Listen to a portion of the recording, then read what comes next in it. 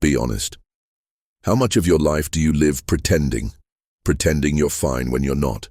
Pretending you don't care when you do. Pretending you're in control, when deep down you feel the chaos pulling at you like an undertow. You smile at work, nod at conversations, scroll through feeds, and you tell yourself, this is just life. But somewhere inside, in the quiet you never speak about, you wonder, is this all I am? Just a mask? Just a collection of routines, fears, and roles I never chose? If you've ever felt that, if you've ever looked in the mirror and realized you don't fully recognize the person staring back, then this video is for you. Because today, we're going to rip open the most dangerous lie you tell yourself every day. And it's not the lie that you're happy or successful or even that you're in control. It's deeper than that. The lie is this: you think you are awake, but most of your life is lived asleep. The sleep of the ordinary. Philosophers have warned us about this for centuries. Plato gave us the allegory of the cave, people chained in darkness, mistaking shadows for reality. Nietzsche accused us of living under herd morality, adopting values not because they are true, but because they keep us safe and compliant. Bonhoeffer wrote about how entire nations can become stupid, not from lack of intelligence, but from surrendering thought to the collective. And yet, you and I think we are immune. We imagine we are awake, enlightened, self-aware. But are we? Think of your daily life. How much of it is chosen, and how much is habit? The morning routine you don't question, the job you drifted into because it was safe. The beliefs you inherited from family, religion, or culture, never stopping to ask, do I truly believe this? Or was it handed to me? We are lulled into a kind of waking sleep, a life of default settings. And the most frightening part is this: the longer you live in that sleep, the more it feels like home. The mask you wear. Let me tell you a story. In ancient Rome, actors performed on stage wearing masks, personae. The mask told the audience who they were supposed to be: a king, a beggar, a soldier. The actor himself disappeared. From this word persona, we get our modern idea of personality. But here's the uncomfortable truth. You too are an actor. Every day you wear a mask. You put on the mask of the confident professional, the mask of the agreeable friend, the mask of the I'm fine, really. And slowly the mask fuses with your skin. You forget where the role ends and you begin. Carl Jung warned about this. He said the persona is necessary. Society demands masks.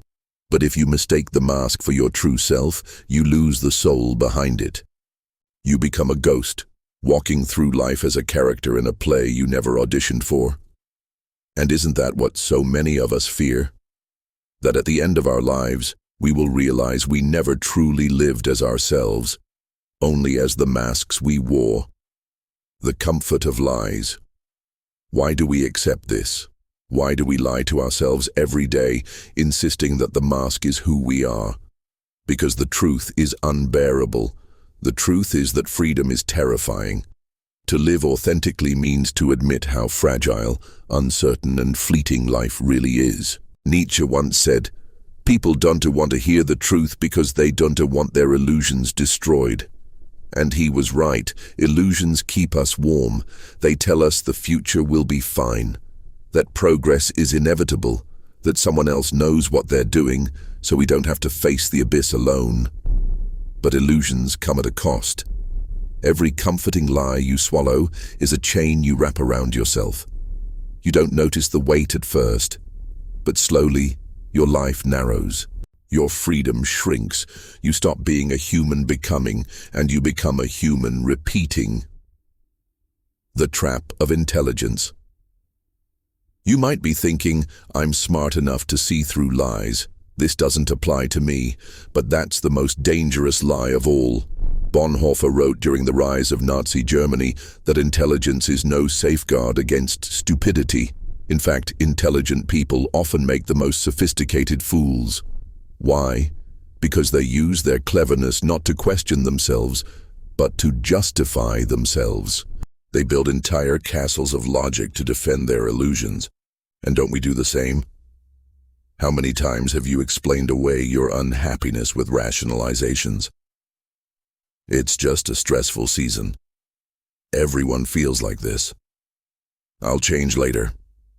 We become experts at deceiving ourselves, not because we are stupid, but because we are clever. And that cleverness is precisely what keeps us asleep. The story of the drifting ship. Imagine a ship. It has no compass, no sails, no captain awake at the helm. It doesn't sink. It just drifts. The winds of culture push it one way. The tides of family expectations pull it another. Other ships sail past, and it follows their wake without ever asking where it is going. That ship is you. That ship is me. That ship is most of humanity. We do not crash dramatically. We drift quietly. And one day we look back and realize the years are gone, our lives spent sailing in circles. The greatest tragedy is not to die. The greatest tragedy is to live without ever truly steering your own ship. The fear of standing alone. But here is the real reason we lie to ourselves. We are afraid of standing alone. Plato's allegory of the cave is not just about ignorance, it's about courage. Imagine the prisoner who escapes and sees the sunlight for the first time. He returns to free the others, but they laugh at him. They call him crazy. They cling to their shadows. And here's the part we rarely admit. Most of us would rather stay chained with the crowd than stand free in the sun. Because freedom isolates, truth isolates. To think for yourself is to risk rejection. To live authentically is to risk being misunderstood. Machiavelli wrote that people will often prefer the comforting lies of a ruler than the painful truths of reality. And if we are honest, many of us do the same in our own lives. We prefer the chains of belonging over the loneliness of freedom. The mirror.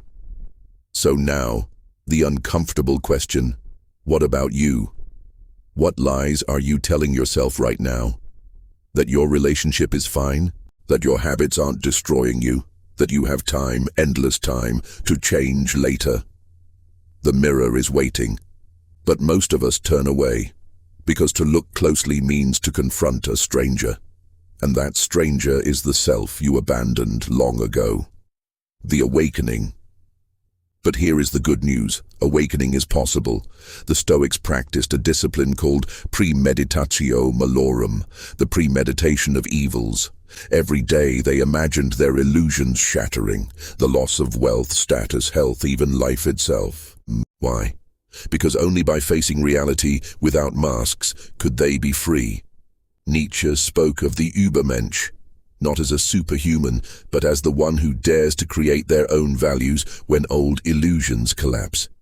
Bonhoeffer, even in prison, clung to the belief that freedom was not the absence of chains, but the courage to resist conformity.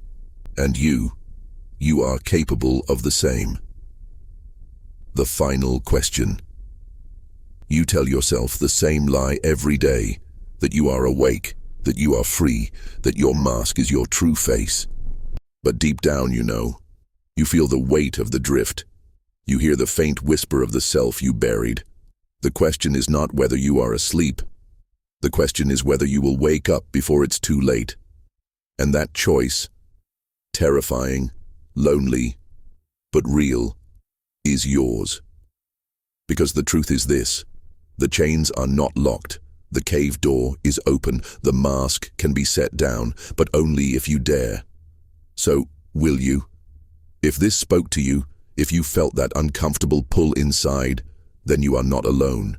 This channel exists for those willing to question, to resist, to awaken. Subscribe now, and let's step beyond the shadows together.